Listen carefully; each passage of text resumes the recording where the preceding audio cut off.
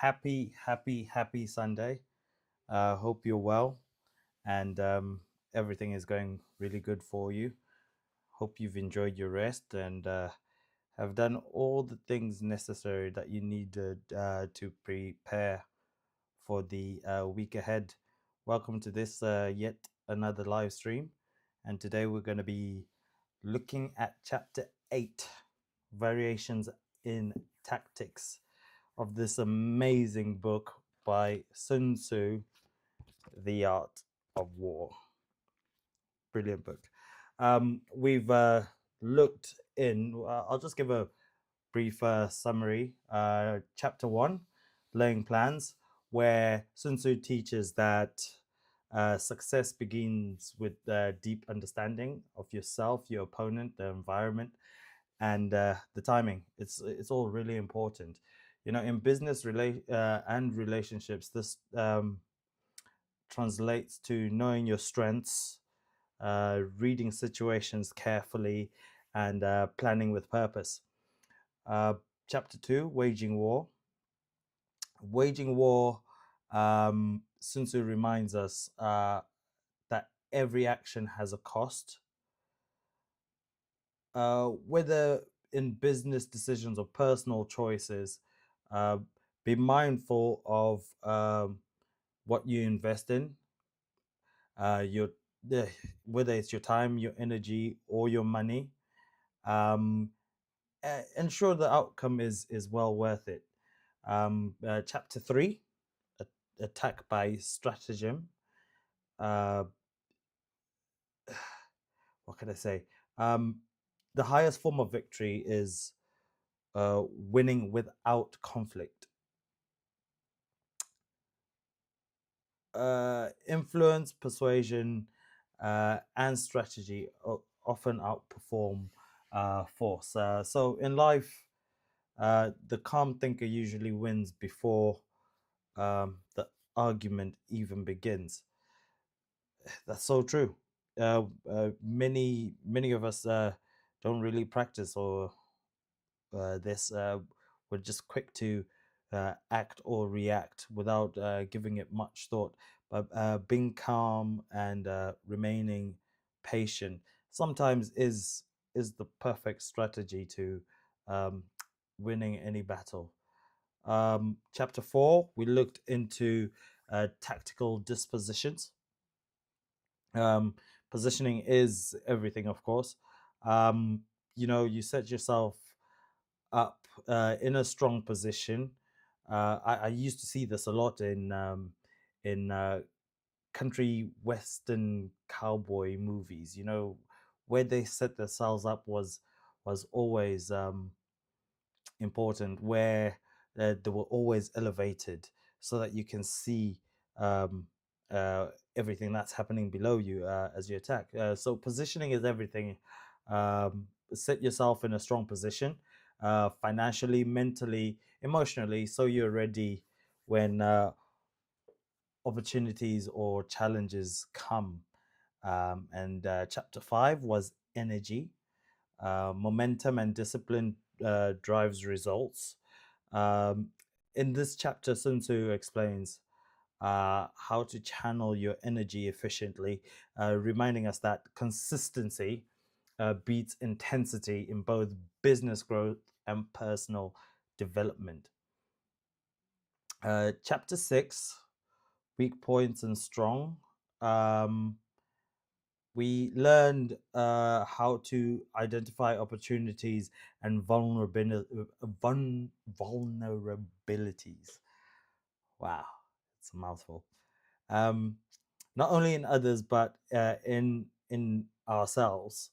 Um, you play your strengths, protect your weaknesses, and you strike when conditions favor you.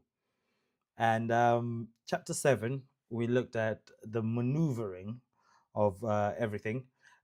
Moving through life requires patience. I mentioned that a few minutes ago.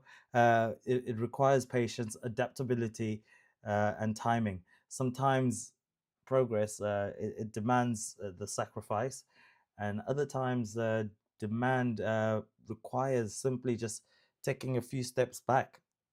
Take a few steps back and reevaluate things, and then keep moving forward. I don't know, for those viewing, is my sound okay? Please let me know in the comments below, and don't forget to like, share, and subscribe to the channel as we grow with knowledge from books. Right, continuing with chapter 7. Success comes from knowing when to advance and when to hold your position. Right, so you've joined me today for chapter 8, titled Variation in Tactics. Here, Sun Tzu explores the power of flexibility. He teaches that no single strategy works all the time. Leaders, teams, and individuals need to step. No, we they need to step together and adapt quickly as circumstances shift.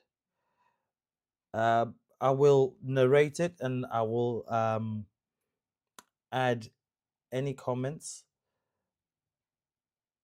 after the reading. But here we go.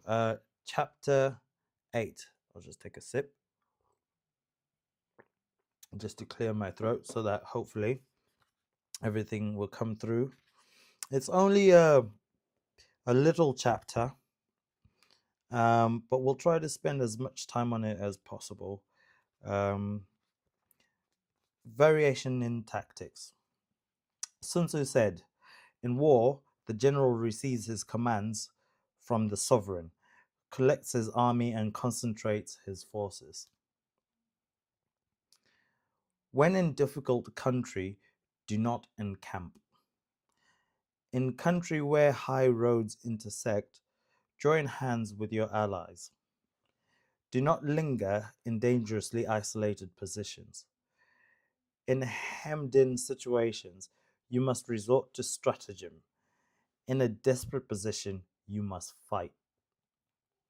There are roads which must not be followed, armies which must not be attacked, towns in which must not be besieged, positions which must not be contested, commands of the sovereign which must not be obeyed. The general who thoroughly understands the advantages that accompany variation of tactics knows how to handle his troops. The general who does not understand these may be well acquainted with the configuration of the country, yet he will not be able to turn his knowledge to practical account. So, the student of war who is unversed in the art of varying his plans, even though he is acquainted with the 5 advantages, will fail to make the best use of his men. Hence, in the wise leader's plans, considerations of advantage and of disadvantage will be blended together. In our expectation of advantage, be tempered in this way. We may succeed in accomplishing the essential part of our schemes. If, on the other hand, in the midst of difficulties, we are always ready to seize an advantage, may we extricate ourselves from misfortune. Reduce the hostile chiefs by inflicting damage on them. Make trouble for them and keep them constantly engaged. Hold out specious allurements and make them rush to any given point. The art of war teaches us to rely not only on the likelihood of the enemy's not coming, but on our own readiness to receive him. Not on the chance of his not attacking, but rather on the fact that we have made our position unassailable. There are 5 dangerous faults which may affect a general. Number 1, recklessness, which leads to destruction. 2. Cowardice, which leads to capture. 3. A hasty temper, which can be provoked by insult. 4. A delicacy of honor, which is sensitive to shame. And 5. Over solitude for his men, which exposes him to worry and trouble. These are the 5 besetting sins of a general, ruinous to the conduct of war. When an army is overthrown and its leader slain, the cause will surely be found among these 5 dangerous faults.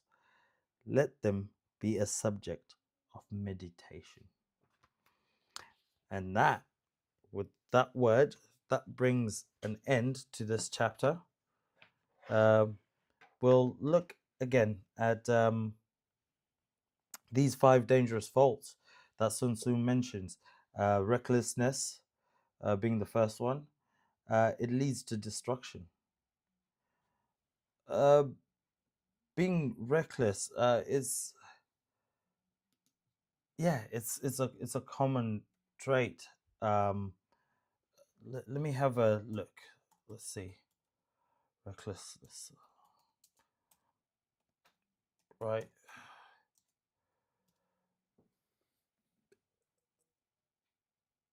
You need to know your plan, and act with care, with caution, and with thought. You, without applying any of those, that's what leads to the destruction. So in your personal life, don't be reckless. Just continue with care. Not just care for yourself, um, care for the people you're dealing with, care for their feelings, um, consider their feelings, consider the outcome, consider um, the long-term effect of whatever it is you are going to do in order to uh, sort of try to deal with any situation. Cowardice. Cowardice is one of those things. We should all be brave. We should all have some sort of brevity, where we shouldn't be afraid to speak or say what we're thinking or how we're feeling. But let's not be too brazen about it. We just need to um, be able to communicate, and being able to communicate is is is not a form of cowardice. Keeping quiet and um, letting things go. You never know what the outcome will be just from speaking about it. A hasty temper, which can be provoked by insults. Uh, I don't have much to say on this because people lose their tempers way too quickly. Sometimes just simply taking a deep breath is all you need to do, just to lower that heart rate, get more oxygen to the brain so that you can think more effectively. You know, because once once people lose their temper, you don't know where it's going to end, you don't know how it's going to end. So just deep breaths and thinking of a good outcome, that's what I would advise. A delicacy of honor, which is sensitive to shame. um I don't know how to explain this one. I don't know if you could put this one down in the comment section. Let me know what you think of it. Um, and over solitude for his men, which exposes him to worry and trouble. And again, please, if you could uh, uh, just leave me a comment. I will put on my community page, um, just a space where we can share ideas, where we can share um, thoughts, and as well where you guys can add more to what I have been saying, and let me know exactly how um, the book has affected you guys. But yeah, today was a very short one. My next live stream will be coming up in the next couple of days. I will schedule it below, so make sure you turn your notifications on so that you know when exactly it will be. Uh, and we'll be moving on to chapter 9, the army on the march. This is where I think Sun Tzu uh, gets things going, where everything else was preparation. So let me know how it's affecting you in your personal business um, or relationship. I appreciate you. I thank you for all of you joining me on this live stream. Please like, share, and subscribe. I think I have asked this before. But yeah, thank you so much. And I will catch you. I hope to catch you all on the next one. Ciao.